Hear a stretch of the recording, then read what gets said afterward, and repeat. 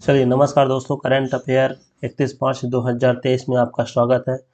चलिए तो आज हम बात करते हैं सबसे पहला क्वेश्चन की तरफ। क्वेश्चन नंबर फर्स्ट, ठीक है। विश्व बैंक के नए अध्यक्ष कौन बने हैं? वर्ल्ड बैंक के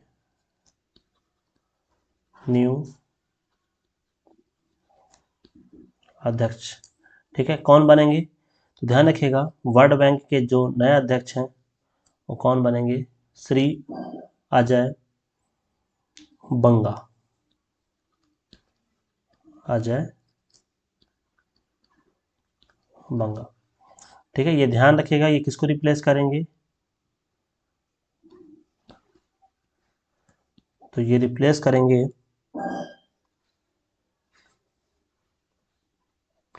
डेविड मालपोस।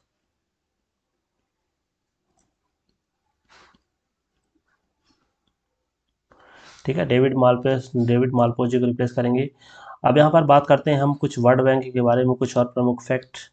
ठीक है, वर्ल्ड बैंक, तो वर्ल्ड बैंक का गठन कब हुआ था? 1944 में। ठीक है, IMF के साथ मिलकर, इंटरनेशनल मॉनेटरी फंड जो होता है, अंतर्राष्ट्रीय मुद्रा कोष, IMF के साथ मिलकर पुनर्निर्माण और विकास के लिए अंतर्राष्ट्रीय बैंक IBRD के रूप में स्थापित किया गया था। IBRD के रूप में क्या किया गया था? इसे स्थापित किया गया था। ठीक है, बाद में यही IBRD क्या बन गया था? विश्व बैंक का रूप ले लिया था। अब हम बात करें विश्व बैंक की, तो विश्व बैंक में 5 सदस्यों की एक अनूठी साझेदारी होती है जो विकासशील देशों में गरीबी को कम करने और साझा समृद्धि का निर्माण करने वाले स्थायी समाधानों के लिए कार्य कर रही होती है। इसमें सदस्य देश कितने हैं? तो इसमें ध्यान रखिएगा, वर्ल्ड बैंक में 189 सदस्य देश हैं। ठीक है, तो वो 5 संस्थान कौन कौन से हैं? तो वो 5 संस्थान हैं। सबसे पहले IBRD जो ऊपर ही पढ़ चुके हैं, अंतर्राष्ट्रीय पुनर्निर्माण विकास बैंक IDA, ठीक है, अंतर्राष्ट्रीय विकास संघ IFC, अंतर्राष्ट्रीय वित्त निगम MIGA, बहुपक्षीय निवेश गारंटी एजेंसी, और 5वां है ICSID, निवेश विवादों के निपटाने के लिए अंतर्राष्ट्रीय केंद्र। ठीक है, ध्यान रखिएगा, ICSID का जो सदस्य है भारत, तो भारत इसमें नहीं है, बाकी सभी में क्या है? भारत है। यह कुछ रिपोर्ट भी प्रकाशित करता है, वर्ल्ड बैंक की कुछ रिपोर्ट आती है। कौन कौन सी रिपोर्ट आती है? तो ease of doing business, ease of doing business नामक रिपोर्ट आती है। ठीक है, मानव पूंजी सूचकांक आता है, वर्ल्ड डेवलपमेंट रिपोर्ट आता है। ठीक है, तो ये इसके कुछ प्रमुख सूचकांक है। चलिए अब हम बात करते हैं नेक्स्ट क्वेश्चन की ओर। तो हमारा जो अगला क्वेश्चन है, क्वेश्चन नंबर सेकेंड, संघाई सहयोग संगठन का संवाद भागीदार कौन बना है? जो SCO, संघाई सहयोग संगठन का संवाद भागीदार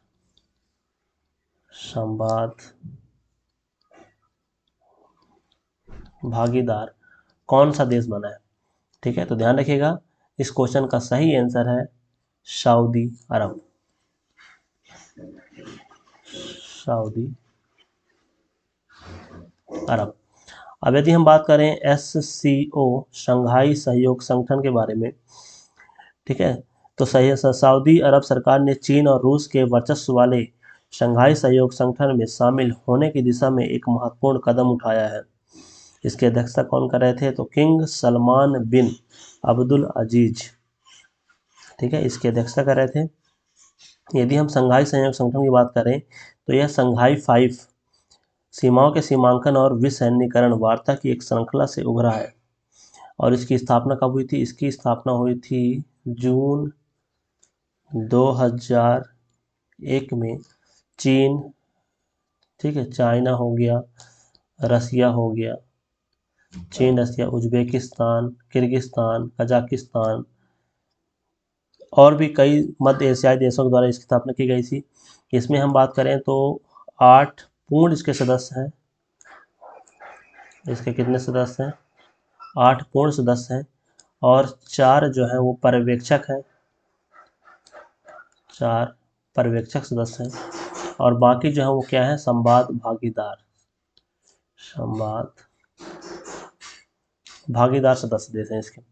ठीक है, अब हम बात करते हैं यहाँ पर भारत इसका पूर्ण सदस्य देश कब बना है, तो 2017 में भारत और पाकिस्तान, इनको क्या मिला है, पूर्ण सदस्य का दर्जा दिया गया है। ठीक है, इसी के अंतर्गत पूर्ण सदस्यता मिली है।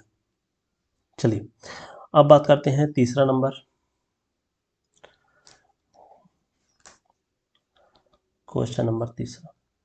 ठीक है, दुनिया भर में अंतर्राष्ट्रीय शून्य अवशिष्ट दिवस मनाया गया है। कौन सा दिवस मनाया गया है, अंतर्राष्ट्रीय शून्य अवशिष्ट दिवस।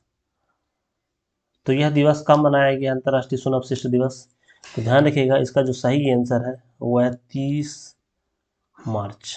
30 मार्च को अंतर्राष्ट्रीय शून्य अवशिष्ट दिवस मनाया गया है। और यह क्यों मनाया गया है, तो ध्यान रखिएगा यह किसके द्वारा मनाया गया है, तो यह संयुक्त राष्ट्र महासभा द्वारा शून्य कचरे कार्यक्रम, ठीक है, इसका जो कार्यक्रम है वो कौन सा कार्यक्रम था, शून्य कचरा कार्यक्रम, शून्य कचरा शून्य कचरे कार्यक्रम के तहत इस दिवस को मनाया गया है। और यह हर साल 30 मार्च को मनाया जाएगा। ठीक है, इसके द्वारा सतत विकास के जो लक्ष्य हैं 11वां और 12वां नंबर, उनको प्राप्त करने में शून्य कचरा के प्रयासों की महत्ता की समझ बढ़ेगी। ठीक है, चलिए तो ध्यान रखिए इस क्वेश्चन को, अच्छा पर्यावरण संबंधित क्वेश्चन है, अच्छा क्वेश्चन है। अब चलते हैं क्वेश्चन नंबर 4 की तरफ। ठीक है, क्वेश्चन नंबर 4 है, राष्ट्रीय जीनोम रणनीति, एक रणनीति है, उसका नाम क्या है, राष्ट्रीय जीनोम रणनीति। राष्ट्रीय जीनोम रणनीति किसने शुरू की है, या कहें किस देश ने शुरू की है, किसने शुरू की। ठीक है, तो ध्यान रखिएगा राष्ट्रीय जीनोम नीति संयुक्त अरब अमीरात, संयुक्त अरब अमीरात द्वारा राष्ट्रीय जीनोम रणनीति शुरू की गई है। यहाँ के राष्ट्रपति कौन है संयुक्त अरब अमीरात के, तो यहाँ के जो राष्ट्रपति हैं इनका थोड़ा नाम बड़ा है, शेख मोहम्मद बिन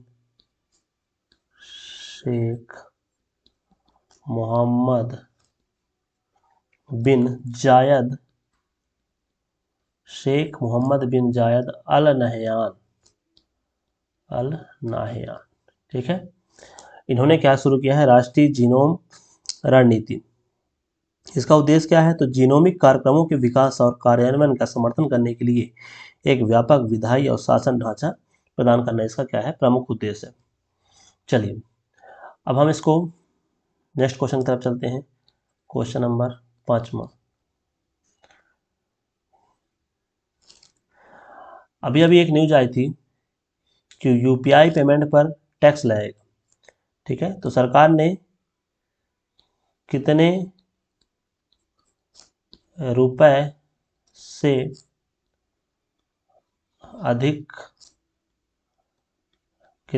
से अधिक भुगतान पर अधिभार लगाने का फैसला लिया है। अधिभार मतलब टैक्स लगाने का फैसला लिया है।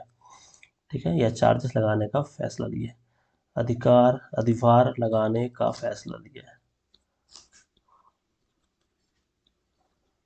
ठीक है, तो ध्यान रखिएगा 2000 से ऊपर यदि ट्रांजैक्शन करते हैं तो उस पर क्या लगाएगा, उस पर अधिभार लगाने का फैसला लिया है। और यह जो अधिभार की लिमिट है वो 0.5 से लेकर 1.1% तक लगाया जाएगा। यह डिपेंड करेगा कि किस क्षेत्र में वह पेमेंट किया जा रहा है। इसमें और कुछ जानते हैं, national payment corporation of India, जिसे कहते हैं NPCI, national payment corporation of India ने एक सर्कुलर जारी किया जिसमें यूनिफाइड पेमेंट इंटरफेस, ठीक है, जिसे कहा जाता है यूपीआई, यूनिफाइड पेमेंट इंटरफेस पर मर्चेंट ट्रांजैक्शन, ठीक है, मर्चेंट ट्रांजैक्शन यूपीआई पर यदि हम मर्चेंट ट्रांजैक्शन करते हैं, मर्चेंट ट्रांजैक्शन पर पीपीआई, मर्चेंट ट्रांजैक्शन पर पीपीआई, प्रीपेड पेमेंट इंस्ट्रूमेंट्स, ठीक है, ध्यान रखिएगा इसका full form prepaid payment instrument, ठीक है, पर यदि हम पेमेंट करते हैं तो हमें टैक्स देना पड़ेगा, शुल्क का सुझाव दिया है। और यह नियम कब से लागू होगा, तो यह नियम ध्यान रखिएगा 1 अप्रैल 2023 से चालू होगा, ठीक है। परंतु इसमें कुछ और बातें कही गई हैं। जो प्रीपेड पेमेंट इंस्ट्रूमेंट शुल्क होगा, इसमें यूपीआई वॉलेट लोडिंग के लिए भी शुल्क शामिल है, जिसका भुगतान वॉलेट जारीकर्ता द्वारा प्रेषक बैंक या उन बैंक खातों को किया जाएगा जिनसे राशि डेबिट की जा रही है, ठीक है, और जिसका भुगतान पेटीएम, फोनपे, गूगल पे जैसे वॉलेट जारी करने वालों को किया जाएगा। अब बात करते हैं एनपीसीआई। तो एनपीसीआई की स्थापना कैसे हुई थी? National payment corporation of India की जो स्थापना की हम बात करें, तो इसकी स्थापना 2007 में भुगतान और वसूली प्रणाली अधिनियम के तहत, आरबीआई और इंडियन बैंक एसोसिएशन के मध्य साझेदारी के द्वारा एनपीसीआई की स्थापना की गई थी और इसका उद्देश्य था फिजिकल और इलेक्ट्रॉनिक भुगतान ढांचा प्रदान करना है। चलिए नेक्स्ट हम बात करते हैं क्वेश्चन नंबर 6 की तरफ। हम बात करते हैं आईपीएल 30 मार्च 2023 से आईपीएल का कौन सा संस्करण चालू हो रहा है? कौन सा संस्करण चालू हो रहा है, ठीक है, तो बताइए कौन सा संस्करण चालू हो रहा है। इसका जो सही आंसर है वो है 16वां संस्करण, 16वां संस्करण। ध्यान रखिएगा इसमें कुछ कुछ प्रमुख फैक्ट के बारे में, ठीक है। जिसका पहला मैच है, कहाँ खेला जाएगा, तो गुजरात टाइटंस और चेन्नई सुपर किंग के मध्य मोटेरा स्टेडियम,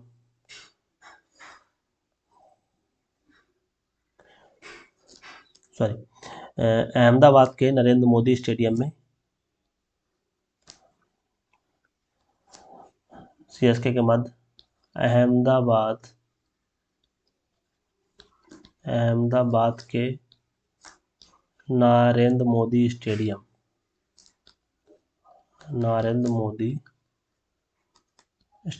पर यह मैच खेला जाएगा, ठीक है। फर्स्ट मैच की बात करें, इसका जो फाइनल मुकाबला होगा वो कब होगा, तो इसका जो फाइनल मुकाबला होगा वो 28 मई को होगा। इसमें 10 टीम हिस्सा ले रही हैं और कितने मैच होंगे, तो 70 लीग मैच खेले जाएंगे, ठीक है। यह कितने स्थान पर खेला जाएगा, तो यह मैच 12 स्थान पर खेला जाएगा। यदि हम बात करें वर्ष 2022 की, तो वर्ष 2022 में जो विनर था वो कौन सी टीम थी, गुजरात टाइटंस थी, ठीक है। और जो लूज़र टीम थी, मतलब जो रनर अप टीम थी, वो कौन थी, राजस्थान रॉयल्स।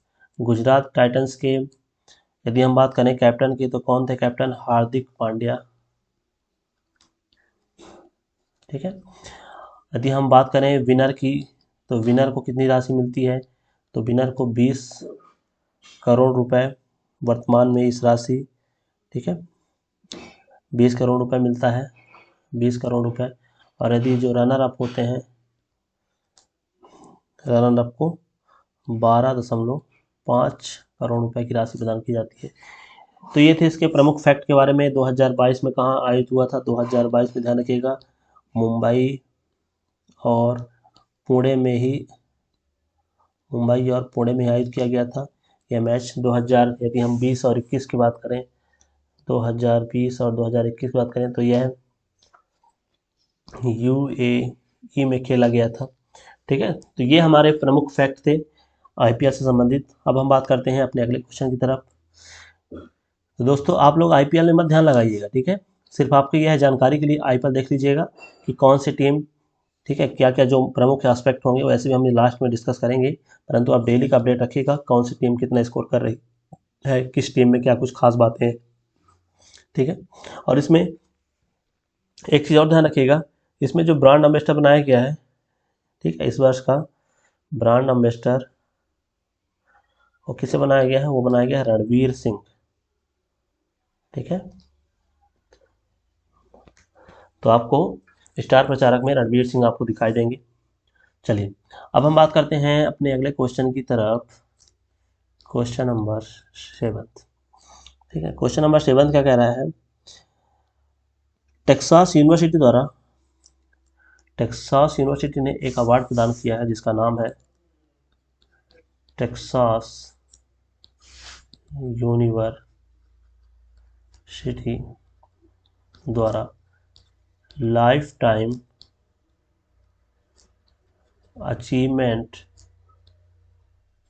अवार्ड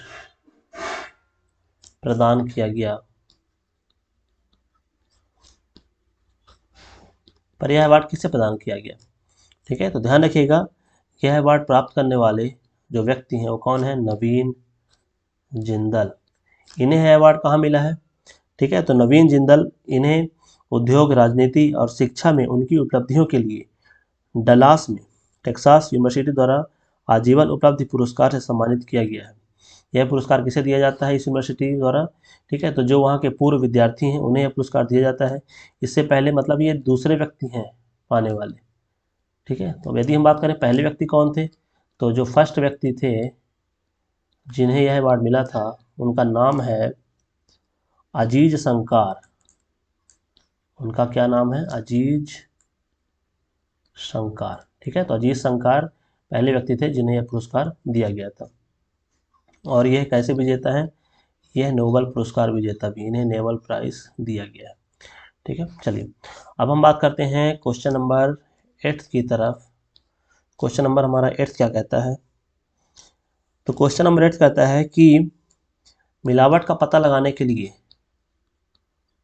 मिलावट मतलब जैसे दूध में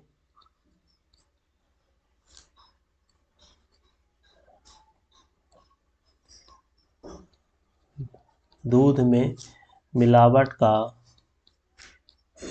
पता लगाने के लिए बेस्ट पोर्टेबल डिवाइस, कैसी device? Best portable device, best portable device विकसित किया गया है। किसके द्वारा विकसित किया गया है? ठीक है, कौन सी यूनिवर्सिटी इसको विकसित की है? तो ध्यान रखिएगा, आईआईटी मद्रास। ठीक है, आईआईटी मद्रास द्वारा इसे विकसित किया गया है।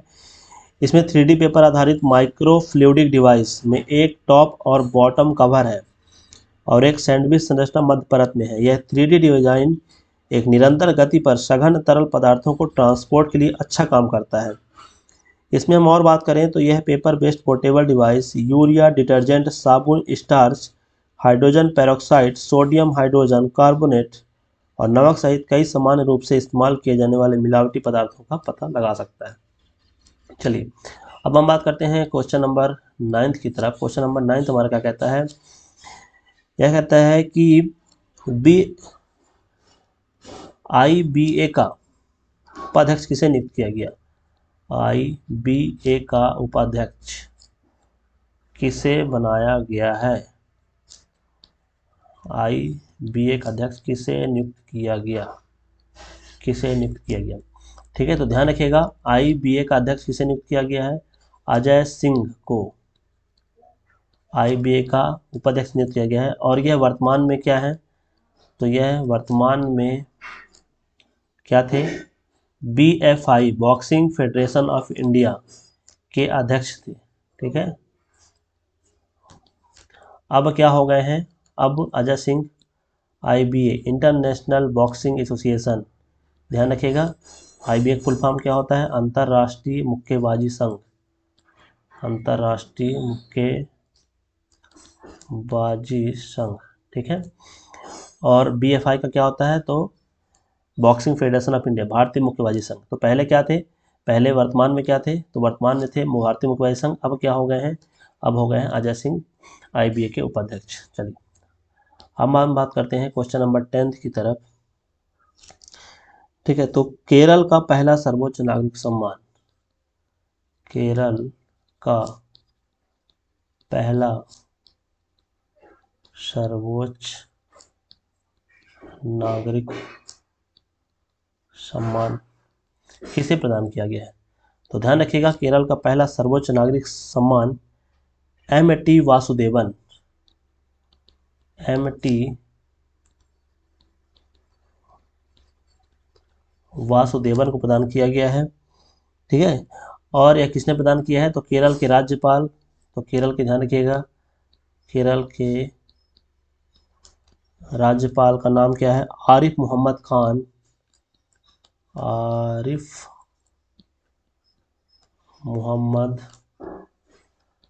केरल के राज्यपाल आरिफ मोहम्मद खान ने यह पुरस्कार उन्हें प्रदान किया है, और यह पुरस्कार इन्हें केरल ज्योति के तहत प्रदान किया जाता है, केरल ज्योति। देखिए यह पुरस्कार 3 क्षेत्र में मिलता है, किस किस लिए, केरल प्रभा, ठीक है, दूसरा होता है केरल ज्योति, और तीसरा होता है केरल श्री। तो जो वासुदेवन को जी को मिला है वो केरल ज्योति के तहत मिला है। ठीक है, केरल प्रभा में और कुछ लोग हैं, जैसे अभिनेता मम्मूटी, पूर्व सिविल सेवा अधिकारी T माधव मेनन, और लेखक ओम चेरी NN पिल्लाई द्वारा साझा किया गया है। ठीक है, तो ये था हमारा आज का प्रमुख करंट अफेयर। हम इसमें एक क्वेश्चन के द्वारा अनेक क्वेश्चन प्रॉस्पेक्ट को देखते हैं। ठीक है, जो भी प्रतियोगी परीक्षाओं के लिए इंपॉर्टेंट है और जो प्रीवियस ईयर पेपर में आए हुए क्वेश्चन है। ठीक है, तो इसे अच्छे से पढ़िएगा और हमारे वीडियो को ज़्यादा से ज़्यादा लोगों तक पहुँचाइए, ताकि उन्हें भी यह ज्ञानवर्धक जानकारी मिल सके और हमारे चैनल को ग्रो करने में मदद कीजिए। धन्यवाद दोस्तों।